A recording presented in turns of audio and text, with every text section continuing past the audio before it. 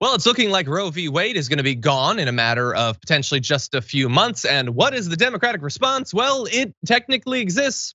Joe Biden put out a statement saying, "We do not know whether this draft is genuine or whether it reflects the final decision of the court." Dispense with that. We have every reason to believe it's true. Let's just jump into what you're going to actually do.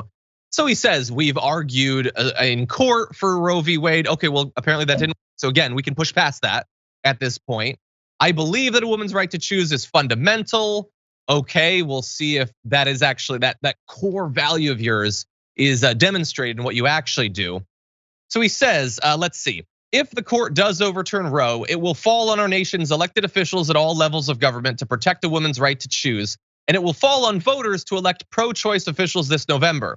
At the federal level, we will need more pro-choice senators and a pro-choice majority in the House to adopt legislation that codifies Roe, which I will work to pass and sign into law. Okay, so all of this stuff, if they do it, I've got a crazy idea. Don't wait, do something now. How about that? But more importantly, Sabrina, as you might have been expecting, well, you guys are really gonna need to vote for more people. I mean, after all, we only have a Democratic president, a Democratic majority in the Senate, a Democratic majority in the House. They obviously need more support, Sabrina. They obviously do. I mean, frankly, I personally don't care that much about the Democratic Party's response to this, just because, like you said, they have the majority, and it's not enough to just have a Democrat in office. Like, vote blue no matter who does not pay off. Voting by itself does not pay off. We need more progressive candidates who are solidly pro-choice, but also pro-progressive, who like reject capitalist special interest money. That's why we continue to have these issues. I mean, Obama and Biden were all for like codifying Roe v. Wade, and now what happened? Look what happened. Now it's going to be taken away. It's not enough.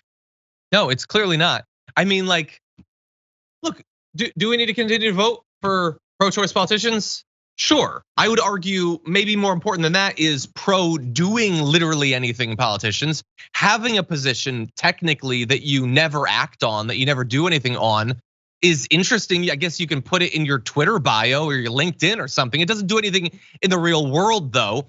People have been voting for pro-choice politicians for literally decades. You can go back at this point 30 years, presidential elections. Once a Republican won the popular vote. Time after time after time, we've been voting for pro-choice politicians at the presidential level, in the House and the Senate. But we have all of these structural impediments to any of that mattering, from the Electoral College to the unrepresentative nature of the Senate to the filibuster, even if you overwhelm the unrepresentative nature of the Senate. But you all won't do anything about those structural issues. You either don't understand or don't care about the fact that our system is fundamentally at virtually every level undemocratic. And so how many more times are we supposed to vote? I will, when it comes down to it, I'll vote and I'll tell people to vote, but that clearly isn't enough at this point. And as Sabrina pointed out, they've all been saying that they're gonna do something. Joe Biden tweeted back in June of 2020, today's decision reaffirmed that states can't put in place laws that unduly burden a woman's right to make her own healthcare decisions, but the fight isn't over. As president, I'll codify Roe v. Wade and protect a woman's constitutional right to choose. That was 2 years ago. But of course, you don't have to jump to this graphic, heads up to the director. But back in 2007, Obama said he was gonna codify it. That was a billion years ago, before Trump and all that. How many times are you gonna keep saying that before you actually do something? And I understand that it is not purely on Obama, it's not purely on Biden. But again, you failing on this is one thing. But if you're gonna fail, you damn sure better do everything you can. You better fail in having Sinema and Manchin uphold the filibuster after a scorched earth campaign against them. You do not get to, when the stakes are women's fundamental rights, you don't get to fail preemptively because, well, they're probably not gonna let me do anything. So I guess I'll put out a tweet and maybe I'll mention a speech at some point. No, I want you to spend every minute between now and the elections going as hard as you are physically and mentally capable of against everyone who, while they might not be affirmatively saying that they want Roe v. Wade to be gone, they're making the choice to go along with its destruction. Sabrina, sorry, thoughts? No, I think that, there's always going to be like a million reasons not to do something. There's always going to be a reason that Democrats are going to find to not fight as hard for certain causes, whether it's like an upcoming election or whether they think it's not going to be popular with voters that they're trying to reach on the right. There's always going to be a reason, and they need to campaign on something other than we're not Republicans. They need to actually stand by these progressive issues, and the fact that they don't, it's not going to bear well for them in upcoming elections, and then we're not gonna have them at all, because they do care more about trying to get reelected than trying to actually pass popular legislation that is progressive. Yeah. And by the way, like I consider myself a reasonable person. I try to acknowledge and incorporate into my worldview, complicated nuance. Things aren't just one thing. They're not just pure. And I try to make that a part of my commentary. It's one of the reasons I'm not more popular, because when you invent a wholly artificial, perfectly pure conception of the world and then feed it to an audience, they tend to like it. Thankfully, I think that we're capable of more nuance here. So it is not to say that supporting Democrats at whatever level isn't better. Clearly it is. Donald Trump became president in 2016. He put 3 of these absolute troglodytes on the court. It mattered who won in 2016. But again, the people did vote for Hillary Clinton. They didn't want Trump to win. Bear in mind in the future, though, anytime anybody ever tells you that the Supreme Court, the fate of it doesn't matter, reminder, it kind of does. But that said, simply being better, as Sabrina said, is obviously not enough, because decades of choosing you to simply be better has not actually stopped this from happening.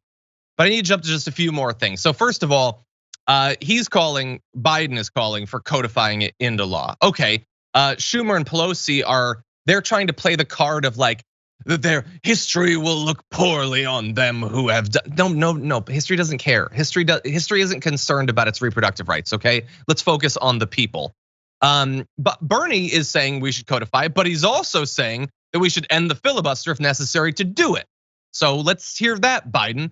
AOC is basically saying the same thing. We need Biden to do everything he can on his side in terms of executive orders, and we will get more into that as the week goes on. But we should also be willing to get rid of the filibuster. Ilhan Omar had been calling again for the court to be expanded.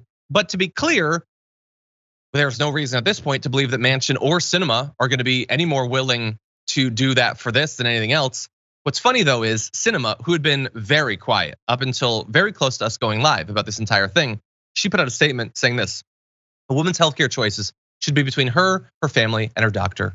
Overturning Roe v. Wade endangers the health and well-being of women in Arizona and across America. Okay, that's the first paragraph. That is all true. It's all right. I agree with it. Her second paragraph: protections in the Senate safeguarding against the erosion of women's access to healthcare have been used half a dozen times in the past 10 years and are more important now than ever. Do you get that? What that is? She's using a little bit of Weasley squirrely language. Protections in the Senate safeguarding against the blah, blah, blah.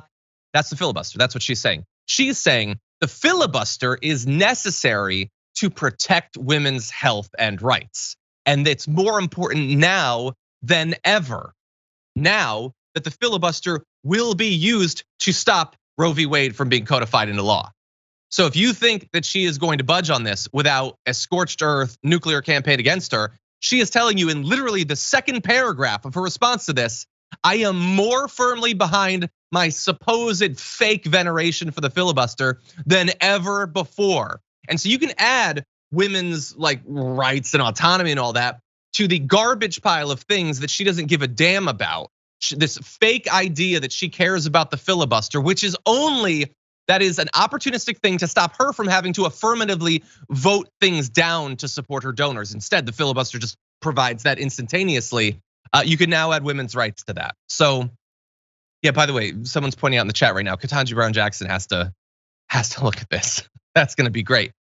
Anyway, yeah, I don't know that there is literally anything right now that would cause her or the others to budge on this. But I do think, considering the stakes, considering all that people have done across election after election after election, you have to try everything. And none of the Democrats so far that I can see are doing even the bare minimum, let alone working 24/7 without sleep, without eating, to try to push them in the right direction. Even if it fails, again, you better try as hard as you've ever tried anything before. And I am not anticipating that at this point, Sabrina.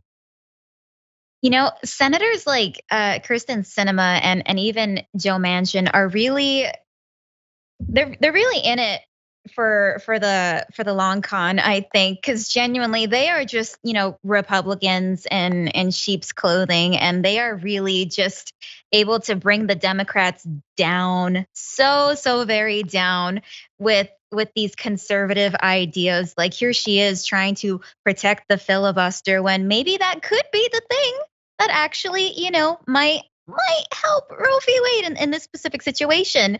But yeah, I'm still surprised that senators like Sinema and Manchin get to put a D next to their name when clearly they are not to the left whatsoever.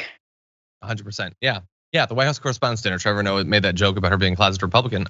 She is assisting the destruction of Roe v. Wade as much as any of those Republicans because she has the same position. They should not codify it into law.